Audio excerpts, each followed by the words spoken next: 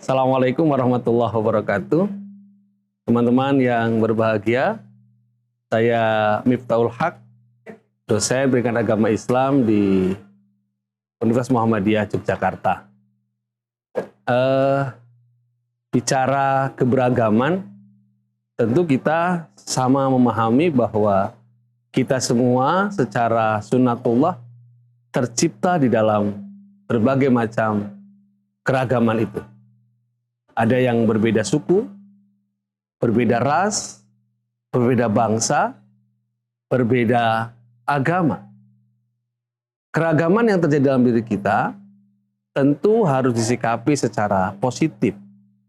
Karena itu merupakan karunia dari Allah Subhanahu wa Ta'ala untuk kita semua. Allah memerintahkan kepada kita agar kita bisa saling menjalin komunikasi yang baik, saling berrelasi yang baik, saling mengenal satu sama lain, sehingga kita bisa menciptakan kehidupan yang baik di antara kita. Perbedaan-perbedaan yang ada, janganlah menjadi batu sandungan bagi kita untuk bagaimana kita bisa saling menghargai, bagaimana kita bisa saling menghormati, bagaimana kita bisa saling menerima satu sama lain. Dalam konteks keagamaan, tentu kita tidak diperkenankan untuk memaksakan pemahaman keagamaan kita terhadap orang lain. Kita harus menghormati setiap orang bila memahami nilai-nilai agama yang dimilikinya. Islam memungkinkan untuk terjadinya perbedaan pendapat. Dan perbedaan pendapat itu adalah bagian dari kekayaan pemikiran dalam Islam. Terhadap agama lain, Islam pun mengajarkan agar kita tetap bisa bersanding, bergandengan tangan, bersama-sama, menjalin kehidupan yang baik. Bagaimana kemudian kita bisa mengembangkan komunikasi yang baik, dialog yang baik, di dalam mencari solusi-solusi kehidupan. Sehingga kita bisa bekerja untuk kegiatan-kegiatan sosial kemasyarakatan. Nah, kita sebagai bagian dari manusia tentu punya tanggung jawab bagaimana menciptakan kehidupan yang baik. Di antara kita punya tujuan yang sama untuk menciptakan kehidupan yang baik, kehidupan berbangsa yang baik, kehidupan bernegara yang baik, kehidupan bermasyarakat yang baik. Dan di antara kita juga punya potensi untuk berkontribusi yang sama di dalam menciptakan kebaikan-kebaikan itu.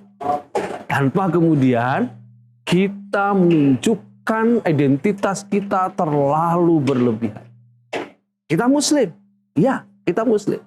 Tapi bagaimana kita menjadi seorang Muslim yang baik, yang bisa menghormati orang lain, yang bisa menjadikan kontribusi yang baik, yang bisa beramal soleh, memberikan fungsi yang baik bagi kehidupan. Kita Muslim, ya. Bagaimana kita kemudian memiliki keberpihakan terhadap nilai-nilai, keberpihakan terhadap minoritas, keberpihakan terhadap mustadafin, keberpihakan kepada orang-orang yang secara sosial perlu untuk terus kita tingkatkan. Sehingga kita mampu meningkatkan derajat nilai-nilai kemanusiaan secara universal. Kita Muslim, ya. Kita Muslim, bagaimana seorang Muslim bisa menunjukkan sikap keagamaan yang betul-betul rahmatan lil alamin, memberikan kedamaian, kebahagiaan, kesejahteraan bagi orang lain. Kita menjadi pribadi yang setiap orang berdekat dengan kita, maka dia akan mendapatkan kedamaian, kenyamanan, ketenangan, perlindungan. Dia tidak merasa takut dengan kita dalam menjalankan berbagai macam aktivitas kehidupan. Bahkan ketika dia berbeda agama dengan kita, dia pun nyaman untuk menjalankan keagamaan. Kita tanpa saling mengganggu satu sama lain, kita tanpa kemudian saling mengintervensi satu sama lain, kita tanpa saling mengintimidasi satu sama lain. Tetapi kemudian kita saling bahu-membahu, menciptakan sebuah suasana yang harmonis satu sama lain. Teman-teman yang dirahmati oleh Allah, moderasi beragama pada hakikatnya ini yang harus diwujudkan. Bagaimana kita bisa menunjukkan sikap keberagamaan kita, keberagamaan yang bisa saling menghargai, bisa saling toleran terhadap perbedaan yang kita miliki, termasuk perbedaan di dalam beragama atau memahami nilai-nilai agama dan mengamalkan keagamaan.